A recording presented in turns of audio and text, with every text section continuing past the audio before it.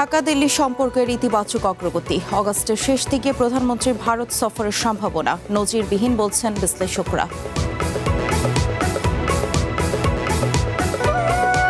অবশেষে রাষ্ট্রপতি পদে মির্জা ফখরুলকেই বেছে নিল বিএনপি। জামায়াতের নেতৃত্বে 11 দলীয় জোটের প্রার্থী অলি আহমদ।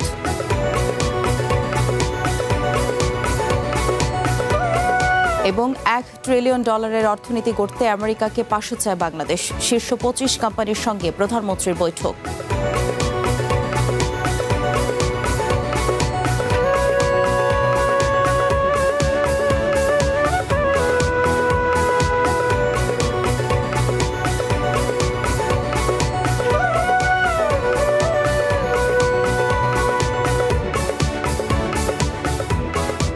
সকালের বুলেটিনে স্বাগত জানাচ্ছি আমি সিরাজুম মুনিরা বিলাসী। শুনছিলেন শিরোনাম, যাচ্ছি সংবাদে।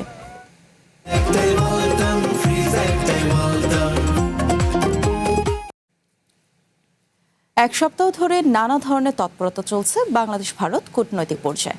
দিল্লিতে একটি সংবাদ সম্মেলনে ভার্চুয়ালি যুক্ত হয়ে শেখ হাসিনার বক্তব্য দেওয়ার ঘটনায় বাংলাদেশের প্রতিক্রিয়া। প্রধানমন্ত্রী তারেক রহমানের সঙ্গে বৈঠক শেষে ভারতীয় হাই কমিশনার দীনেশ ত্রিবেদীর দিল্লি উড়ে যাওয়া, পরদিনই নরেন্দ্র মোদীর সঙ্গে তার বৈঠক এবং একই সময়ে ভারতের গোয়েন্দা সংস্থার প্রধানের বাংলাদেশ সফর। সবকিছু মিলিয়ে ভেতরে যে পরিস্থিতি তৈরি হচ্ছে তাকে নজিরবিহীন বলছেন আন্তর্জাতিক সম্পর্ক বিশ্লেষকরা। এইসব তৎপরতার মধ্য দিয়ে প্রধানমন্ত্রী তারেক রহমানের ভারত সফরের বিষয়ে ইতিবাচক অগ্রগতি হচ্ছে বলেও নিশ্চিত করছে কূটনৈতিক সূত্রগুলো।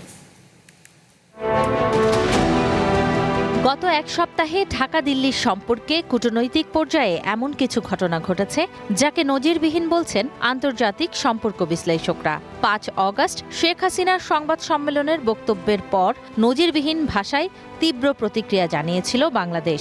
ঢাকা দিল্লির সম্পর্ক যখন তীব্র বাক্যবাণে খাদের কিনারায়, সেই সময়ই প্রথমবারের মতো প্রধানমন্ত্রীর সাথে সাক্ষাৎ করেন নতুন ভারতীয় হাই কমিশনার দীনেশ ত্রিবেদী। বাংলাদেশের কড়া প্রতিবাদের বিপরীতে ভারতীয় হাই কমিশনারের বক্তব্য ছিল খুবই ইতিবাচক। আমার মনে হচ্ছে আগামী দিন ভালোই হবে। প্রধানমন্ত্রীর সাথে দেখা করে সেই রাতেই দীনেশ ত্রিবেদী চলে যান ভারতে। পরদিনই তিনি দীর্ঘ বৈঠক করেন নরেন্দ্র মোদীর সাথে। তাই ধারণা করা হচ্ছে বাংলাদেশ ভারতের সম্পর্ক নিয়ে বাংলাদেশের বক্তব্য সরকারি চ্যানেলে না জানিয়ে সরাসরি নরেন্দ্র মোদীকে জানাতেই অবিশ্বাস্য দ্রুত সময়ের মধ্যে মোদীর সাথে দেখা করেন দীনেশ ত্রিবেদী। মোদী দীনেশের বৈঠকের বিষয়বস্তু না জানালেও সেই ছবি গণমাধ্যমে পাঠানো হয়। এসব বিষয়কেই নজিরবিহীন বলছেন আন্তর্জাতিক সম্পর্ক বিশ্লেষকরা। আমার জীবনে কখনো এই ধরনের ফটো দেখিনি যে একজন হাইকমিশনার গেছে তার নিজের দেশের প্রধানমন্ত্রীর সাথে কথা বলতে, সেটা বড় করে ফটো উঠেছে। এটা পজিটিভও হতে পারে যে না, এটাও দেখাতে যাচ্ছে যে দেখো আসলেই ভারত চেষ্টা করছে। তবে মোদীর কী বার্তা নিয়ে দীনেশ ত্রিবেদী ঢাকা ফিরলেন তা নিয়ে এখনও কোনো বার্তা মেলেনি। শুধুই তারেক রহমানের সফর নাকি শেখ হাসিনা অথবা হাদি হত্যাকারী সহ অন্যান্যদের দেশে ফেরানোর বিষয়টি গুরুত্ব পাচ্ছে তাদের কাছে। প্রাসঙ্গিকভাবে ভারতের গোয়েন্দা প্রধান পরাগ জৈন বাংলাদেশ সফর করে কী বার্তা নিয়ে গেলেন সেটিও আলোচনার টেবিলে স্থান পাচ্ছে। যদিও ভারতের সংবাদ মাধ্যম বলছে অগাস্টের শেষেই হতে পারে তারেক রহমানের দিল্লি সফর। বিশ্লেষকরা বলছেন এই সফর হতে পারে ব্রিক্সকে উপলক্ষ করেই। নিউ ইয়র্কে দেখা হওয়ার একটা সম্ভাবনা আছে। আপনি তো বারবার এগুলো পিছিয়ে দিতে পারবেন না বা এড়াতে পারবেন না। সেই হিসেবে প্রধানমন্ত্রী যদি, যেহেতু ব্রিক্স সম্মেলনটা সামনে চলে এসেছে, ব্রিক্স সম্মেলনের হয়তো একদিন আগে গেলেন, গিয়ে একটা দ্বিপাক্ষিক বৈঠক করলেন, তারপর ব্রিক্স সম্মেলনে অংশ নিলেন, এইরকম হলে এটা এখন অ্যাপ্রোপ্রিয়েট হতে পারে। বাংলাদেশ এমনিতেই ব্রিক্সে যেতে চাচ্ছে, সেটা আরও সহজ হতে পারে, ওই চিন্তাটা থাকা দরকার। এদিকে ভারত সরকারের বিষয়ে পররাষ্ট্র প্রতিমন্ত্রীকে প্রশ্ন করা হলে তিনি বিষয়টিকে একেবারে নাকচ করে দেননি, আবার নিশ্চিতও করেননি। সকল দেশ সফরের ক্ষেত্রেই আমরা বাংলাদেশ সরকার পজিটিভ আছে। নির্ভর করবে মাননীয় প্রধানমন্ত্রীর সময়ের উপরে এবং দুই দেশের আলোচনার কতটুকু আগাচ্ছে সেটার উপরে। ব্রিক্স তো অনেক দেরি, 1 মাসে বহুত কিছু হয়ে যেতে পারে। অপরদিকে ভারতের গোয়েন্দা সংস্থা রয়ের প্রধান পরাগ জৈনের বাংলাদেশ সফর স্বাভাবিক হিসেবে বলা হলেও এটি নিয়েও তৈরি হয়েছে নানা প্রশ্ন। দুই দেশের নিরাপত্তা সংশ্লিষ্ট কর্মকর্তাদের স্বাভাবিক আসা যাওয়া হিসেবে ধরা হলেও পরাগ জৈনের সফরে শেখ হাসিনার প্রত্যর্পণের বিষয়টিও আলোচিত হতে পারে বলে মনে করছেন কূটনীতিকরা। তাদের গোয়েন্দা সংস্থা প্রধানের ঢাকা সফর এইটা যদি সরকারের তরফ থেকে যতই বলা হোক যে এটা রুটিন সফর হোক যাই হোক, বাট নিশ্চিত যে এই বিষয়টা সেখানে আলোচিত হয়েছে, সেটাই স্বাভাবিক। ভূ রাজনৈতিক প্রেক্ষাপটে বাংলাদেশকে নিজের দিকে টানতে ভারতের কৌশলগত অবস্থানও গুরুত্ব পাচ্ছে বলে মনে করেন বিশ্লেষকরা। এখানে অন্য রাষ্ট্র চাচ্ছে কিনা, অন্য দেশ খুশি হবে কিনা। Jhumi Rahman, one news, Dhaka. Virgin ম্যাটেরিয়ালে তৈরি A1 নিশ্চিত করে সঠিক পুরুত্ব আর সর্বোচ্চ চাপ প্রতিরোধী pipe and fittings. A1 engineers number 1 choice. সব গুঞ্জনের অবসান ঘটিয়ে রাষ্ট্রপতি পদে বিএনপির মনোনয়ন পেলেন দলের বর্ষীয় নেতা মির্জা ফখরুল ইসলাম আলমগীর। বৃহস্পতিবার দুপুরে নির্বাচন কমিশনে তার মনোনয়নপত্র জমা দেন দলটির নেতারা। একই দিন জামায়াত নেতৃত্বাধীন 11 দলের প্রার্থী অলি আহমেদের মনোনয়নও জমা দেওয়া হয়। জোটের নেতারা বলছেন, জয়ের সম্ভাবনা না থাকলেও গণতান্ত্রিক ধারা অব্যাহত রাখতে রাষ্ট্রপতি নির্বাচনে অংশ নিচ্ছে 11 দল। রাষ্ট্রপতি নির্বাচনে মনোনয়ন জমা দেওয়ার শেষ দিন, সেই আলোকে নির্বাচন কমিশনে আসে রাজনৈতিক দলগুলো। বিরোধী দল জামাত নেতৃত্বাধীন 11 দলীয় জোটের প্রার্থী হিসেবে আগেই প্রবীণ রাজনীতিবিদ অলি আহমেদের নাম ঘোষণা করা হয়েছিল। বৃহস্পতিবার তার পক্ষে নির্বাচন কমিশনে আনুষ্ঠানিকভাবে মনোনয়ন জমা দেন জোটের নেতারা। পরে নেতারা অভিযোগ করেন, গণভোটের রায় বাস্তবায়নে সরকার গড়িমসি করছে, কিন্তু তারপরও গণতান্ত্রিক ধারা অব্যাহত রাখতে রাষ্ট্রপতি নির্বাচনে অংশ নিচ্ছে 11 দল। এই নির্বাচনে গণতান্ত্রিক প্রক্রিয়া অংশগ্রহণ করার জন্য 11 দলীয় জোট এবং বিরোধী দল রাষ্ট্রপতি নির্বাচনে অংশগ্রহণ করছে। গণতন্ত্রকে প্রাতিষ্ঠানিক রূপ দেওয়ার ক্ষেত্রে ওনাদের গড়িমসির কারণে এই সংস্কারটা ওনারা করছেন না। বিশেষ করে গণভোটের যে রায় বাস্তবায়ন করছেন না। গণভোটের রায় যদি বাস্তবায়ন হতো, কর্নেল অলি সাহেব বিপুল ভোটে বিজয়ী হতেন। বেশ কয়েকদিন ধরেই রাজনীতির মাঠে আলোচনায় ছিলেন বিএনপির মহাসচিব মির্জা ফখরুল ইসলাম আলমগীর। রাষ্ট্রপতি প্রার্থী হিসেবে তিনি বিএনপির মনোনয়ন পাচ্ছেন, এমন গুঞ্জন ছিল বেশ জোরে সোরে। এরকম বাস্তবতায় সচিবালয়ে বিএনপির বৈঠক শেষে মির্জা ফখরুল ইসলাম আলমগীরের নাম ঘোষণা করা হয়। প্রধানমন্ত্রীর সাথে বৈঠকে এই সিদ্ধান্ত গৃহীত হয়েছে, বাংলাদেশ জাতীয়তাবাদী দলের প্রার্থী হয়েছেন মির্জা ফখরুল ইসলাম আলমগীর। পরে তার পক্ষে নির্বাচন কমিশনে মনোনয়নপত্র জমা দিতে যান দলটির শীর্ষ নেতারা। তারা বলেন, সংসদে বিএনপির সংখ্যাগরিষ্ঠতা থাকায় মির্জা ফখরুল ইসলাম আলমগীরের রাষ্ট্রপতি হওয়া এখন সময়ের ব্যাপার মাত্র। 349টা ভোট আছে, আমরা সেদিন ভোট করব। এটা গণতন্ত্রের বিউটি হইলো, আমরা কন্টেস্ট করেছি, নির্বাচন করেছি। গণভোটের সাথে রাষ্ট্রপতির নির্বাচনের কোনো সম্পর্ক নাই। সেই গণভোটটা আমরা প্রতিফলিত করব পর্যায়ক্রমে, পালাক্রমে সংসদের মধ্যে। আগামী 20 অগাস্ট জাতীয় সংসদ ভবনে দেশের 23তম রাষ্ট্রপতি নির্বাচনে ভোট দেবেন সংসদ সদস্যরা। সেখানে আমার মাননীয় সদস্যবৃন্দ আমরা সবাই ভোট দেব। শাহরিয়ার বাঁধন, one news, Dhaka. Chairperson Khaleda Zia হয় জেলে, না হয় গৃহবন্দী। ভারপ্রাপ্ত চেয়ারম্যান তারেক রহমান লন্ডনে নির্বাসিত। বিএনপির এমন দুঃসময়ে যিনি দলকে সংগঠিত রেখে রাজপথের আন্দোলনে নেতৃত্ব দিয়েছেন, তিনি মির্জা ফখরুল ইসলাম আলমগীর। আওয়ামী লীগের দীর্ঘ শাসনে দেশের অন্যতম প্রধান দল হিসেবে বিএনপিকে সক্রিয় রাখতে গিয়ে বারবার গ্রেফতার হয়েছেন, কিন্তু হাল ছাড়েননি। বিএনপির দুঃসময়ের এই কাণ্ডারি এবার হতে যাচ্ছেন দেশের 23তম রাষ্ট্রপতি। উত্তরের জেলা ঠাকুরগাঁওয়ে জন্ম নেয়া মির্জা ফখরুল ইসলাম আলমগীরের বয়স এখন 78 বছর। ছাত্র জীবনে বাম রাজনীতিতে হাতেখড়ি। 69-এর গণ অভ্যুত্থানের সময় ছিলেন ঢাকা বিশ্ববিদ্যালয়ে ছাত্র ইউনিয়নের সভাপতি। প্রথম গ্রেফতার তখনই। মাঝে কিছুদিন রাজনীতি থেকে বিরতি দিয়ে শুরু করেন শিক্ষকতা, কিন্তু মাঠের রাজনীতি আবারও তাকে টেনে আনে। এবার আর রাজধানীতে নয়, প্রান্তিক মানুষ ও কৃষকের মাঝে। 1988 সালে স্বতন্ত্র প্রার্থী হিসেবে ঠাকুরগাঁও পৌরসভা চেয়ারম্যান নির্বাচিত হন। এরশাদ বিরোধী আন্দোলনের সময় যোগ দেন বিএনপিতে। 1992 সালে হন ঠাকুরগাঁও জেলা বিএনপির সভাপতি। বন্ধুগণের অত্যাচার নির্যাতন আমি সহ্য করছি, কিন্তু আমি কখনো মাথা রাখি নত।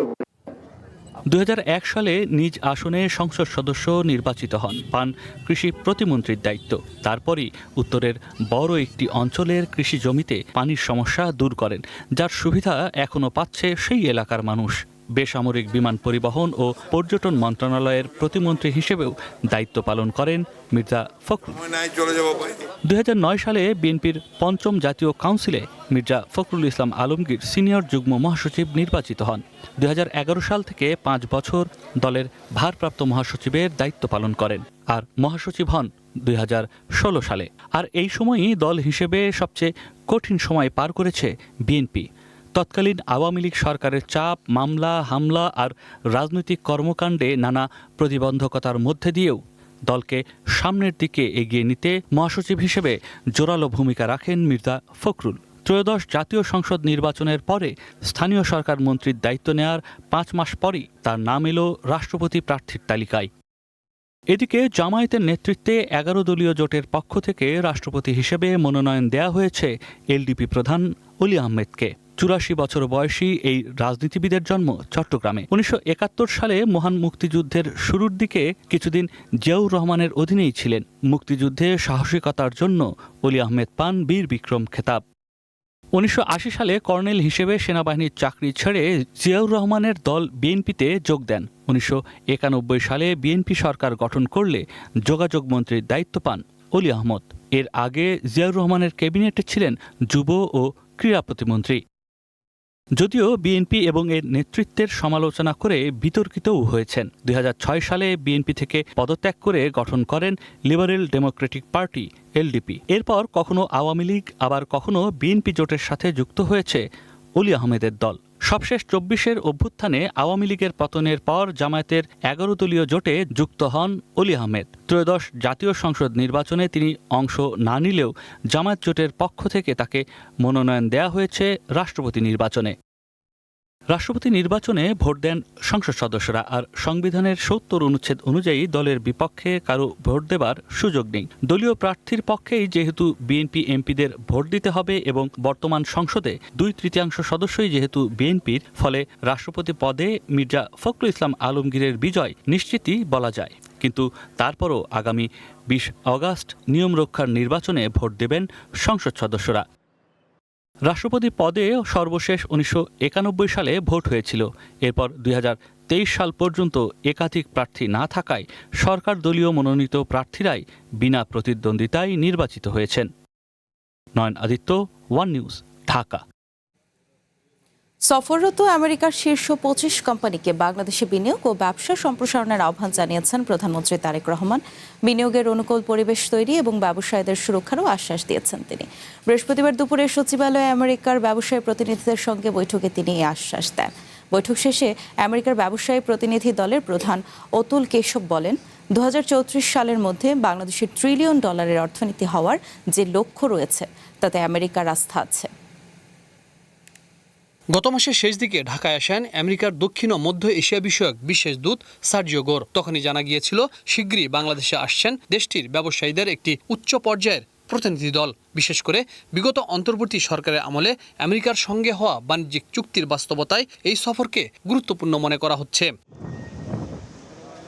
গোরের বাংলাদেশ সফরের 2 সপ্তাহের মধ্যে বাংলাদেশে এলেন ফেসবুক, মেটা, সেভরন সহ আমেরিকার শীর্ষ 25টি প্রতিষ্ঠানের 50 জন কর্মকর্তা, যাদের মধ্যে রয়েছেন জুলাই অভ্যুত্থানের সময় বাংলাদেশে আমেরিকার রাষ্ট্রদূতের দায়িত্ব পালন করা পিটার হাস, যিনি এখন আমেরিকার একটি বড় কোম্পানির উপদেষ্টা। বৃহস্পতিবার সচিবালয়ে প্রধানমন্ত্রীর সঙ্গে আমেরিকার এই ব্যবসায়ী প্রতিনিধিদের সাথে বৈঠক হয়। প্রায় 2.5 ঘন্টার এই বৈঠকে কৃষি, স্বাস্থ্যসেবা, উৎপাদন এবং লজিস্টিক সহ নানা খাতে আমেরিকার বিনিয়োগ ও ব্যবসা নিয়ে আলোচনা হয়। বৈঠক শেষে প্রধানমন্ত্রীর কার্যালয়ের মুখপাত্র মাহদি আমিন বলেন, বাংলাদেশে আমেরিকার বিনিয়োগকারীদের সুরক্ষার আশ্বাস দিয়েছেন প্রধানমন্ত্রী। বৈঠক ফলপ্রসূ হয়েছে বলেও উল্লেখ করেন তিনি। কিভাবে বাংলাদেশে বিনিয়োগ আরও বাড়ানো যায়, ব্যবসা বাণিজ্য সম্প্রসারণ করা যায়, অর্থনৈতিক অগ্রযাত্রা বাংলাদেশ যুক্তরাষ্ট্রের সম্পর্ক আরও স্থিতিশীল এবং আরও দীর্ঘায়িত করা যায়, কিভাবে বাংলাদেশে কর্মসংস্থান তৈরি করা যায় এবং সরকারের বিভিন্ন ম্যানিফেস্টোতে যে পলিসিগুলো রয়েছে এগুলো বাস্তবায়নে আমেরিকার প্রাইভেট সেক্টর থেকে কীভাবে ভূমিকা রাখা যায় এগুলো নিয়ে বিস্তারিত আলোচনা হয়েছে। বৈঠক নিয়ে সন্তোষ জানিয়ে আমেরিকার ব্যবসায়ী প্রতিনিধি দলের প্রধান অতুল কেশব বলেন, 2034 সালের মধ্যে বাংলাদেশের $1 ট্রিলিয়ন অর্থনীতি হওয়ার যে লক্ষ্য রয়েছে তাতে আমেরিকার আস্থা আছে। বাংলাদেশে বিনিয়োগের ক্ষেত্রে সরকারের পক্ষ থেকে ইতিবাচক বার্তা পাওয়ার কথা জানান তিনি। 2034 সালের মধ্যে বাংলাদেশের $1 ট্রিলিয়ন অর্থনীতির বাজারের সুযোগ আছে। এখানে বেসরকারি প্রতিষ্ঠান বড় ভূমিকা রাখতে পারে। বাংলাদেশ ও আমেরিকার অভিন্ন স্বার্থের সঙ্গে অর্থনৈতিক অংশীদারি আরও জোরদার করারও কথা জানান অতুল কেশব। সরকার ট্যাক্স, ভ্যাট সহ বিভিন্নভাবে বিনিয়োগকারীদের সহায়তা করার আশ্বাস দিয়েছে। Speaking as a member of the U.S. Chamber of Commerce, I would tell you that we received a very positive message from the government. আমেরিকার ব্যবসায়ী প্রতিনিধিদের সঙ্গে প্রধানমন্ত্রীর এই আলোচনায় বাংলাদেশের বৃহৎ ও ক্রমবর্ধমান বাজার, তরুণ ও কর্মঠ জনগোষ্ঠী এবং গুরুত্বপূর্ণ ভৌগোলিক অবস্থানের কথাও উঠে আসে। Habib Rahman, one news, Dhaka.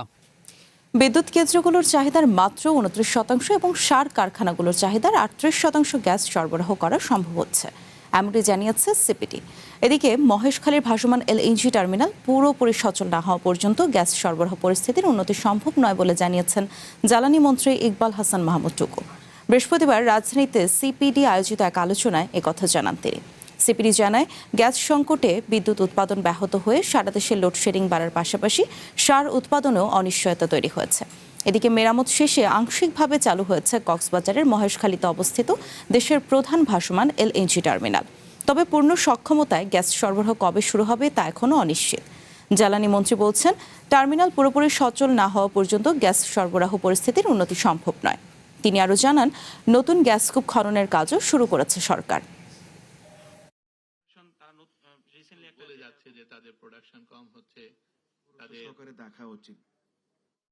আমরা এসে দ্রুত যত পারছি বাপেক্সকে দিয়ে আমরা কূপ খনন শুরু করেছি আমরা, এবং বাপেক্সকে স্ট্রেনথেন করার জন্য আরো 2টো রিগ কেনার অর্ডার দিয়ে দিয়েছি। আমরা ডিসাইড করছি বাই 2029 বাংলাদেশে আমরা আরো 3টে অফিসারও বসাবো। আমরা পায়রা, তারপর মোংলা এবং হিরন পয়েন্টের এই জায়গাগুলো আমরা স্টাডি করছি। আলোচনার মাধ্যমে বাংলাদেশ ভারত সম্পর্ক উন্নয়নের সুযোগ আছে বলে মনে করেন পররাষ্ট্র প্রতিমন্ত্রী শমা ওবায়দ। বৃহস্পতিবার দুপুরে পররাষ্ট্র মন্ত্রণালয়ে তিনি সাংবাদিকদের জানান, ভারত সহ সব দেশ সফরের বিষয়ে সরকার ইতিবাচক। রাষ্ট্রপতি নির্বাচন ও সাংবিধানিক অনেক কাজ নিয়ে সরকার ও প্রধানমন্ত্রী ব্যস্ত জানিয়ে তিনি বলেন, সময় মিললে প্রধানমন্ত্রী তারেক রহমান ভারত, জাপান সহ সব দেশই সফর করবেন। সম্প্রতি প্রতিমন্ত্রীর সিঙ্গাপুর সফরে বাণিজ্য ঘাটতি কমানো, বন্দর ব্যবস্থাপনা ও শ্রম বাজার সম্প্রসারণে ফলপ্রসূ আলোচনা হয়েছে বলেও জানান তিনি। যখন দুই দেশের প্রধান কথা বলেন, দ্বিপাক্ষিক আলোচনা হয়, তখন অনেক সমস্যা সমাধানেরই সুযোগ থাকে। সেই সুযোগটা তো আছেই, রয়ে গেছে, এবং ভারতের দিক থেকেও উচিত হবে সেই সুযোগের সদ্ব্যবহার করা। জাপানের সম্মানিত প্রধানমন্ত্রী আমাদের মাননীয় প্রধানমন্ত্রীকে আমন্ত্রণ জানিয়েছেন। আমাদের মাননীয় প্রধানমন্ত্রী অবশ্যই জাপান সফর করবেন এবং জাপান এবং বাংলাদেশের সম্পর্ক আরো গভীর হবে। দেশের ব্যাংকিং খাতের সংস্কার ও আর্থিক স্থিতিশীলতা বাড়াতে এডিবির সহযোগিতা চেয়েছে বাংলাদেশ ব্যাংক। এ সময় সহায়তার আশ্বাস দেন সংস্থাটির ভাইস প্রেসিডেন্ট। বৃহস্পতিবার বাংলাদেশ ব্যাংকের গভর্নর মোহাম্মদ মোস্তাকুর রহমানের সঙ্গে বৈঠক করেন এডিবির ভাইস প্রেসিডেন্ট ইং মিং ইয়াং।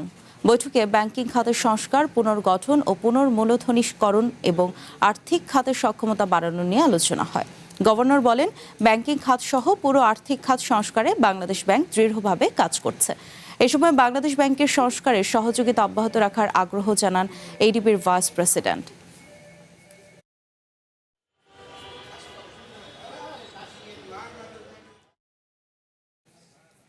রাজধানীর বসুন্ধরা আবাসিক এলাকার একটি ফ্ল্যাট থেকে কার্যক্রম নিষিদ্ধ আওয়ামী লীগের 53 জন নেতাকর্মীকে গ্রেফতার করেছে ভাটারা থানা পুলিশ। বৃহস্পতিবার রাতে এম ব্লকের 28 নম্বর সড়কের একটি ভবনের 2য় তলা থেকে তাদের গ্রেফতার করা হয়। পুলিশ জানায়, 15 আগস্ট ঘিরে ঢাকার বিভিন্ন এলাকায় নানা কর্মসূচি পালন ও ঝটিকা মিছিলের পরিকল্পনা করছিল নিষিদ্ধ দলটির নেতাকর্মীরা। গ্রেফতার হয়েছে ছাত্রলীগ, যুবলীগ ও যুব মহিলা লীগ সহ আওয়ামী লীগের বিভিন্ন অঙ্গ ও সহযোগী সংগঠনের নেতাকর্মীরা। উদ্ধার করা হয় বিভিন্ন প্ল্যাকার্ড ও ব্যানার। পুলিশের অভিযানে গ্রেফতার এই 53 জনের বেশিরভাগই রূপগঞ্জ থানা আওয়ামী লীগের সঙ্গে জড়িত বলে জানা গেছে।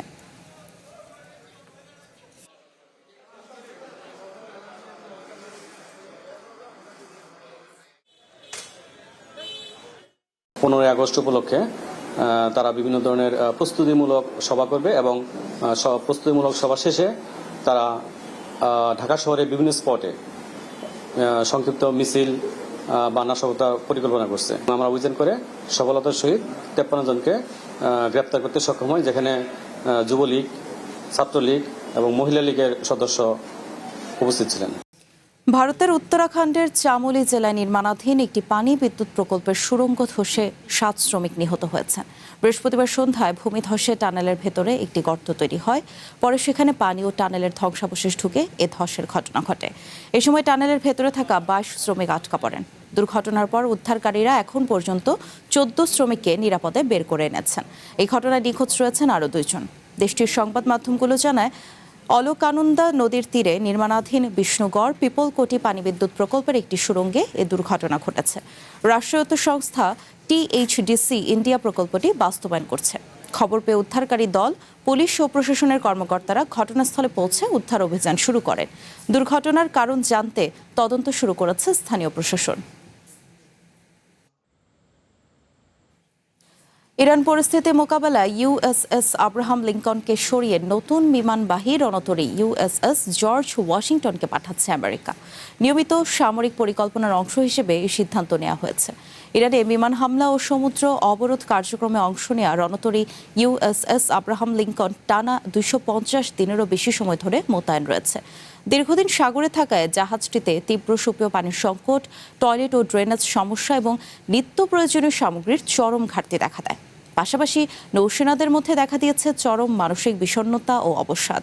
তবে আমেরিকার প্রশাসন জানিয়েছে, অসুস্থতার কারণে নয়, বরং পূর্ব পরিকল্পনা অনুযায়ী জাপান উপকূল থেকে USS জর্জ ওয়াশিংটন রণতরীটিকে মধ্যপ্রাচ্যে স্থানান্তরিত করা হচ্ছে।